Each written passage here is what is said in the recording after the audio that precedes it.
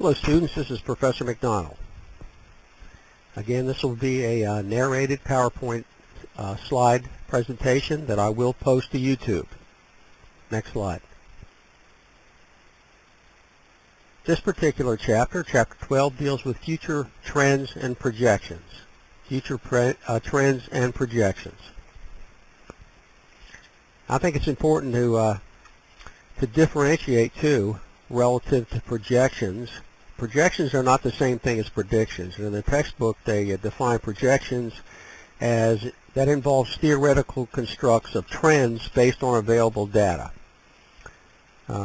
Predictions, on the other hand, are practical applications of data, that is intelligence, to anticipate specific behaviors by extremists. So it's important to remember as we look at, you can't predict exactly what the future is going to hold. As we talk about it in intelligence, you talk about forecasting, which you think will happen. Obviously, the longer out you look, example, say 5 years or more, the less likely that your projections are going to be realistic because the world changes. Nonetheless, it is important for students, practitioners, academics to research what's happened in the past, learn from what's happened in the past, study the habits of terrorist groups, events, methods, ideologies, and based on that try to project what they feel the future may hold. And it helps us prepare, especially in our policy decision-making process. Next slide. So what does the future hold? We'll talk about old terrorism, new threats, terrorist environments, the world in conflict, future sources of terrorism, high-tech terrorism, the future of international terrorism in the United States, the future of the violent left in the United States, the future of the violent right in the United States. And just remember that today's terrorist has evolved to a cell-based stateless revolutionary. And those are terms that you should be familiar with at this point in the course. So what do we, they talk about whether the old terrorism. Well, when we look at the old terrorism, our textbook talks about it. It was mostly leftist, ethno-nationalist motivations. Some of it was Marxism related if it was on the left side of the spectrum, the political spectrum. And again, what are we talking about? We're talking about political violence. What's the future of political violence?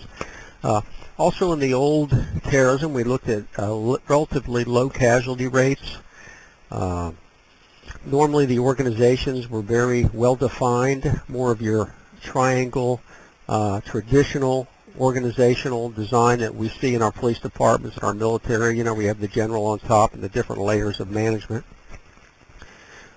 We see a different structure today. We see terrorists, even though there are some organizations that have somewhat of a structure, that's rare because what we're seeing really is it's almost like franchising, and we have these loose-based cell environments, terrorist environments, cell-based stateless revolutionaries. In other words, they don't represent a state. They're dissident, below-state terrorist organizations that have a different organizational structure to say that the old terrorism, because remember in our book they talked about we're in a new wave of terrorism, what they call it the religious wave of terrorism, which is projected to remain for the time being. The old terrorists also had surgical and symbolic selection of targets. The new terrorists, they're looking for soft targets, maximize casualties. They're talking about attempting to obtain weapons of mass destruction, if they using chemical, biological, radiological, nuclear weaponry, if they can get their hands on it, and they have used it before. So when we look at the technology, the old technology is much more simpler. Today we're in an exploding world of technology where the technology advances every year, and terrorists have learned the advantages of using the new technology. So we do have some really profound differences between the old and the new. Again, with the new, let me just repeat myself a little bit. increased use of communications and information technologies, cell-based structures, global revolutionary movements. They still use relatively low-tech tactics, such as using suicide bombers or armed assaults, but they're constantly in an effort to obtain high-yield weapons. And so that makes them very, very dangerous. And these are, again, stateless revolutionaries. Unlike their predecessors, who tended to organize themselves hierarchically, and many of the old groups had state sponsors. That's not what we see today. Now, the Islamic State is a little bit of an exception.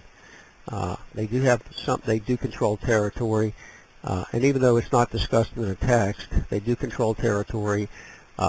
They do have somewhat hierarchical structures because of the environment they have placed themselves in. But they're also very violent, and they would do whatever they need to do to maintain power. Next slide.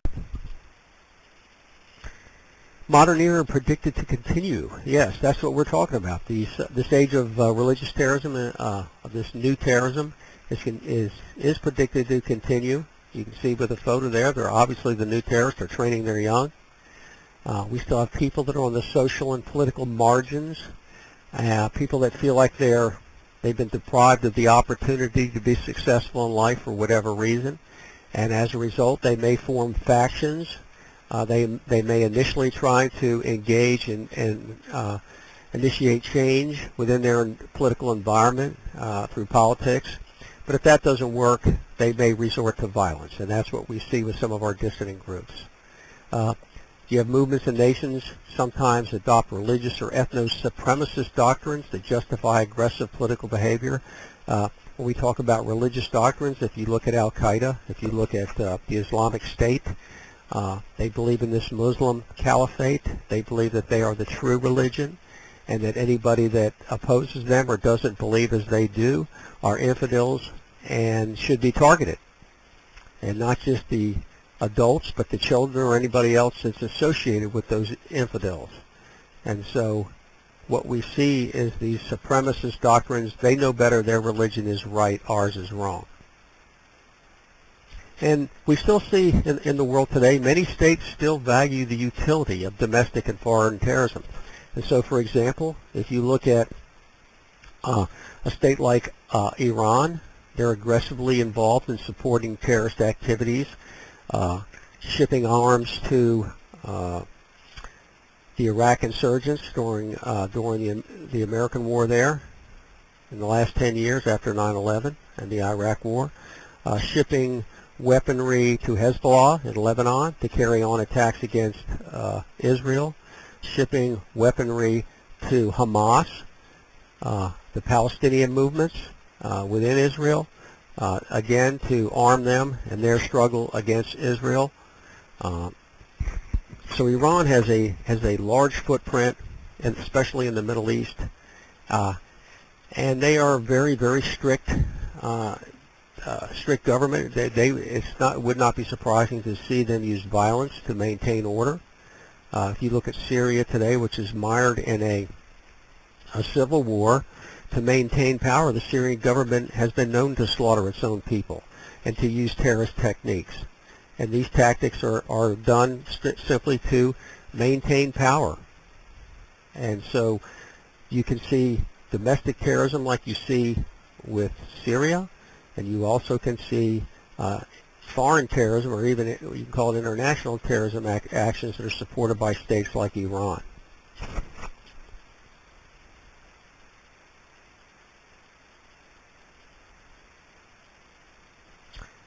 In our textbook, actually, they talk about international terrorism in the sense that the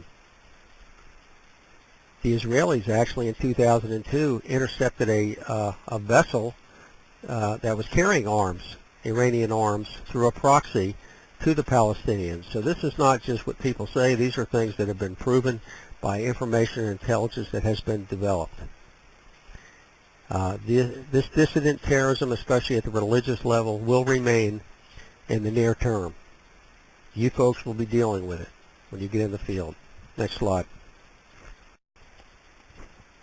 Again, this is just an activity profile slide on things that I've already talked about. It's in the textbook. Just kind of gives you a summary of some of the differences between the old and the new terrorism. Next slide. New threats. 21st century terrorist environments. Again, state-sponsored terrorism. I've just explained it in the prior slide with Iran. Dissident terrorism, and this is below state. We see groups like Al-Shabaab in Nigeria that are rising up trying to overthrow their government. We see, not Al-Shabaab, Boko Haram in Nigeria, Al-Shabaab in Somalia. You see the Islamic State trying to carve out an empire, a caliphate in Iraq, in parts of Iraq and Syria, and currently are being successful in controlling territories. You see unrest in Yemen that is religious-based. A lot of times the religious conflict within some of these countries is based on the Sunni Shia perspective.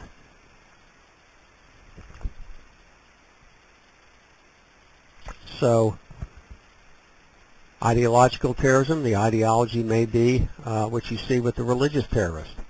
It could be that ours is the true religion, any other religion is subservient. You're the Satan, and our religion is the true religion, and anything that doesn't support our interpretation of Islam as the way we do is not acceptable. And that's why they murder Muslims. They don't just murder Westerners, they murder Muslims and anybody that whose beliefs conflict with their beliefs. And also you're going to continue to have criminal dissident terrorism, and this would be your narco-terrorists in countries like Colombia that are engaged in terrorist activity, in other words, to carry out their terrorist operations. Their criminal operations could be selling drugs. Again, Colombia, Mexico. There are other parts of the world that this occurs as well.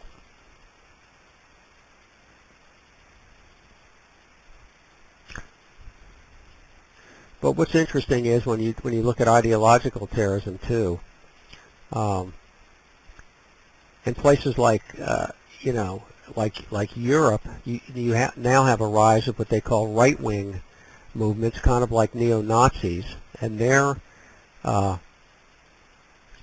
complaint is against the unfettered immigration of people from third worlds into their countries. And so these people not only engage in brawls with the police, but also can and must be considered a threat to carry out terrorist activities against the targeted, who they consider righteous targets. It could be the government that supports these immigration policies, or it could be the immigrants themselves that are moving into these areas.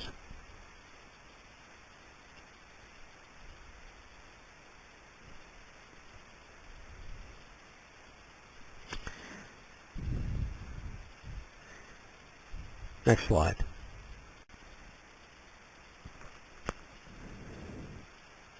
It's an interesting picture there which shows 2013 terrorism and political violence map. Kind of shows you where the action is.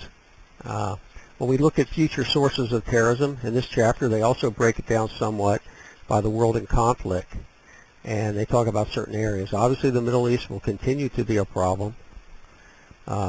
With Syria, with the Sunni Shia, with the Islamic State, with the expansion of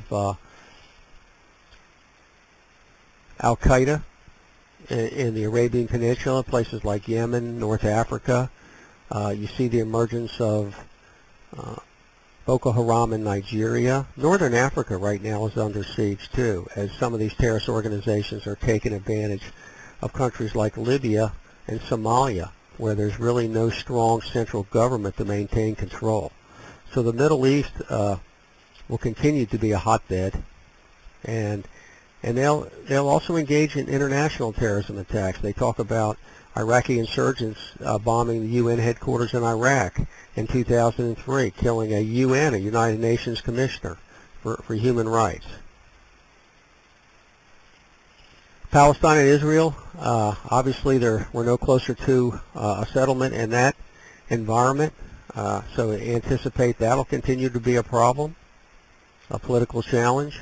Latin America, the biggest problem there is the narco traffickers Again, in places like Colombia, we have weak central governments, and Mexico, where leftist rebels, groups like the FARC, the Revolutionary Armed Forces of Colombia, are engaged in not only the distribution of narcotics, and much of the narcotics that comes from Colombia ultimately ends up in the United States. So that will continue to be a threat. In Europe, you have homegrown Islamists that were engaged in terrorist attacks in Madrid, Spain in 2004, London, England in 2005. We just had an incident in Paris, France, attacking the publisher there. Domestically, you've got neo-fascist right-wing groups that are targeting immigrant workers, as I've mentioned before. The Balkans remains the most unstable region in Europe, and the Balkans being the former Yugoslavia, places like Serbia, Kosovo, Montenegro, Bosnia, etc., in those areas where they've had genocide occur there in the past. Africa is a real challenge as well, sub-Saharan Africa in particular. You have internal conflicts in places like the Sudan. Somalia is a rogue state. Liberia, Sierra Leone could flare up in the near future. You have problems. Well, Egypt has gone through this spring awakening, and Egypt is going through some changes right now. Seems to be stabilizing a little bit. But you also have the threat in Nigeria from Boko Haram. Asia will, Asia will continue to always be a challenge with Afghanistan and Pakistan and Southeast Asia, where there's radical movements that still exist in the Philippines, Indonesia, locations like that. You have Maoist. You still have pockets of Marxist rebellions in places like Nepal. And as far as the United States is concerned, we're going to continue to be a target. And so we must stay vigilant, not only at home but abroad. Our embassies are constantly, our embassies are symbolic targets. Our military installations, our military members, our tourists, our business visitors to foreign countries. So we must stay vigilant. To many of the dissident insurgent groups, the United States is the #1 target, wherever they can hit us anywhere in the world. Next slide. That's just a chart on terrorism by events. As you can see, #1 events between 1980 and 2005 are bombings. As far as methods of attacks, but there are others, arsons, etc. High-tech terrorism will continue to be a challenge with cyber terrorism. In other words, terrorists actually using cyber networks to engage in attacks, using cyber techniques in our changing world. And believe me, they have the skills. They use the internet to communicate, to direct operations, to recruit. So information technology will play a big part of it. Weapons of mass destruction, we know that terrorists have no problem using them. They're constantly trying to obtain weapons that would be considered weapons of mass destruction. It could be chemical, biological, radiological weapons, and using them to target who they consider to be non-believers or subhumans. And they've also demonstrated their ability to convert available technologies into high-yield weapons. And this could be using airplanes that are hijacked as missiles, also using some of the old stuff. I mean, ammonium nitrate and fuel oil for car bombs, very similar to what Tim McVeigh used in Oklahoma City. So some of the old technology is still around and can be acquired and can be used. They can also use what they call exotic technologies, electromagnetic pulse technologies, which send bursts from a computer that can disable electronic components such as microchips. If used on a large scale, it could have an impact on military or financial information. Plastics, where weapons constructed and not detected by metal detectors, where they could get onto airplanes with weapons.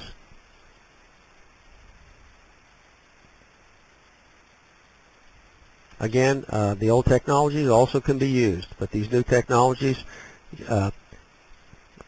you can bet that they're using their resources to obtain them. Next slide. Also, soft targets. Don't forget, terrorists like symbolism. They like targets that mean something, and this includes domestic targets. We know that Tim McVeigh picked the day that he attacked the Oklahoma City Federal Building based on the anniversary from Waco, and even an anniversary that went back several hundred years to the Revolutionary War. So we know that terrorists will also attack Western interests, Marriott hotels, because they represent America, eating establishments where foreigners or Westerners are known to visit, obviously airplanes. So again, they look for soft targets. They can maximize their casualties, and targets that provide symbolism that they can use for their own propaganda purposes. Next slide. Example of soft targets. The picture on the left there was taken from a shopping mall attack by Al-Shabaab in Nairobi, Kenya. Obviously, everybody is familiar with the Boston bombing, and there's a picture of one of the bombs exploding. These, again, are soft targets. It's very difficult for our law enforcement professionals to stop these type of attacks. If you have a person that is committed and he's flying under the radar, it's very difficult indeed.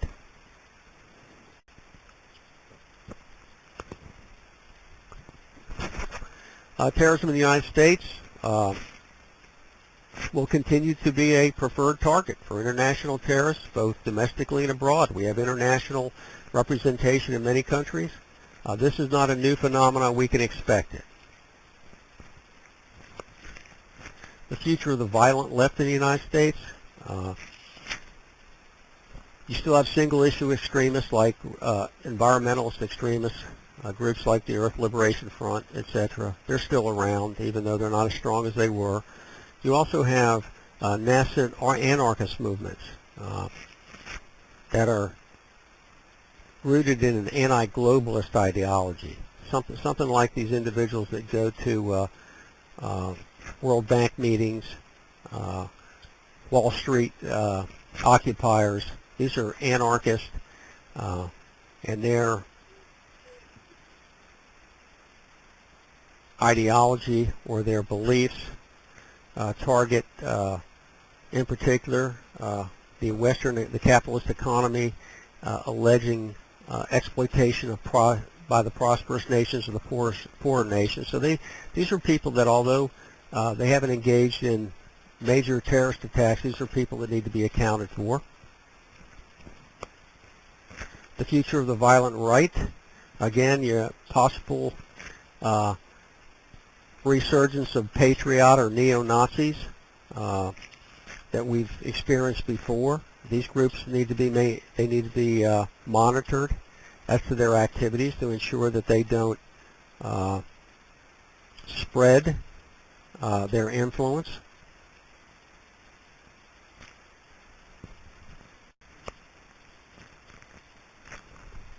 When we revisit the war on terrorism, we have to think about government response. And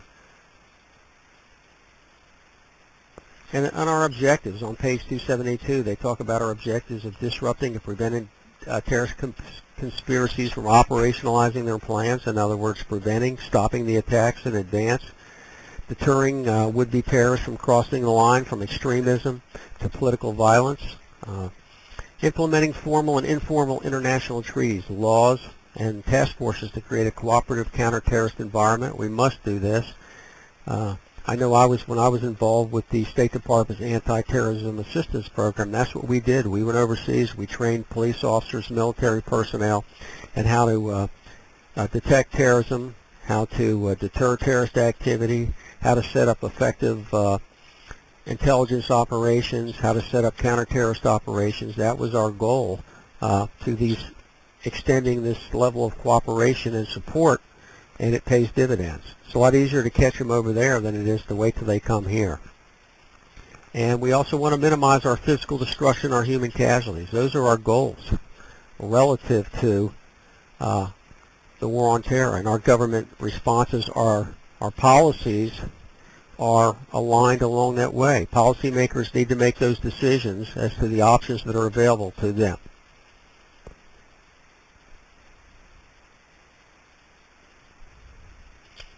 And it's also important from a society perspective that the new societal and cultural norms reflect demographic changes and political shifts. So we have to be ever observant of how our society changes, and we must adapt as a nation. And this could be dealing with things like immigration, etc., and border security. Do what we can to counter extremism. If you can stop an extremist from becoming a terrorist, then you've saved lives. New fronts in the new war, they talk about it in the textbook. One projection for near-term counterterrorism stands out. Models must be flexible enough to respond to new environments and avoid stubborn reliance on methods that fight the last war. So we have to always think ahead. We are fighting a shadow war with our covert operations. We have our domestic homeland security measures that we're hardening our targets, trying to deter attacks. Try to identify potential conspirators here in the nation. We have to look at financial operations and counterterrorism financial operations that are directed against bank accounts, private foundations. We need to track the money. Use our communication technology advancement to track telephones and cell phones and emails of people that are targeted. Using organizations like the NSA, make sure hopefully that they have the budget they need. And of course we're trying to identify and disrupt transnational terrorist cells and support networks, connect those dots.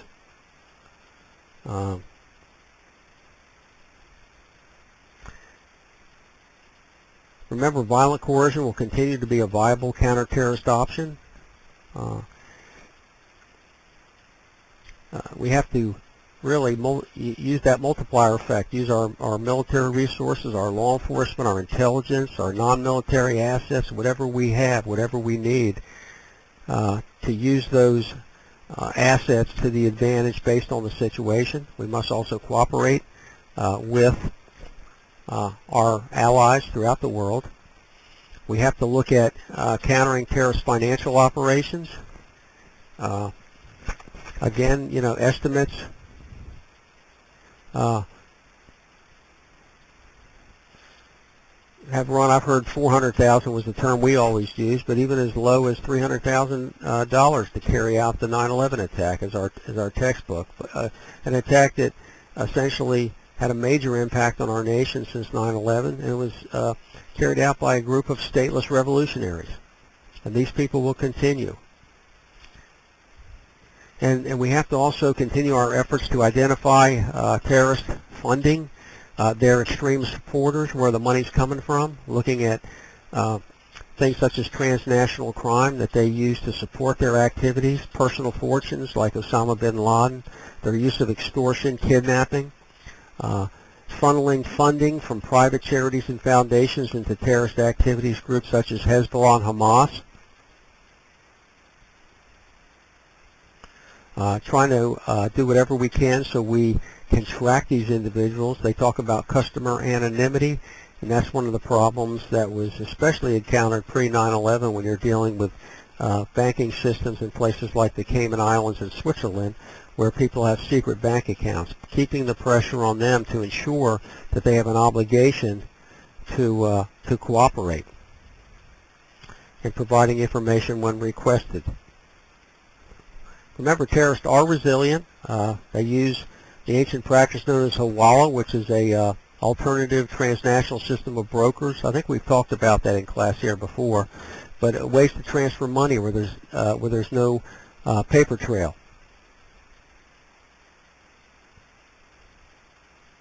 We must continue our counter-terrorist surveillance activities, our technologies, developing things like Carnivore, our NSA programs, Echelon, cooperating with our allies, and making sure that our intelligence and our law enforcement communities are working close together, exchanging information, and staying vigilant. And that should end it for this presentation.